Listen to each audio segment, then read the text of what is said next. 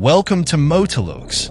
Ever since Kawasaki dropped that mysterious teaser, the buzz around two-stroke bikes making a comeback has only gotten louder. Many enthusiasts are hoping Suzuki will join the revival, especially with a legendary RM250, a bike once known for its razor-sharp handling and superior suspension.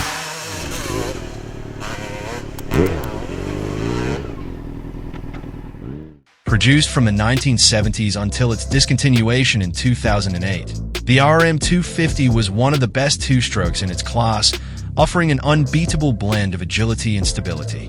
Now, with a growing interest in two-stroke machines, speculation is heating up on what a modern RM250 could look like.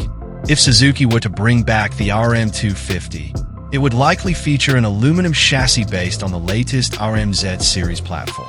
This would ensure the perfect balance of strength and lightweight agility, crucial in motocross performance.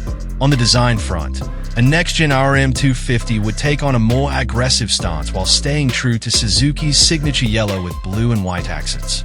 A slimmer tank shroud, sharper front fender, and a more aerodynamic bodywork would bring it up to speed with today's off-road machines. Powering the beast would still be a 250 cubic centimeters two-stroke engine, delivering that raw, explosive power riders.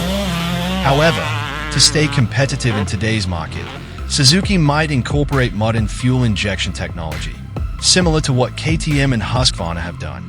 This would not only make the RM250 more fuel efficient and easier to start in various conditions, but also help it meet tighter emissions regulations.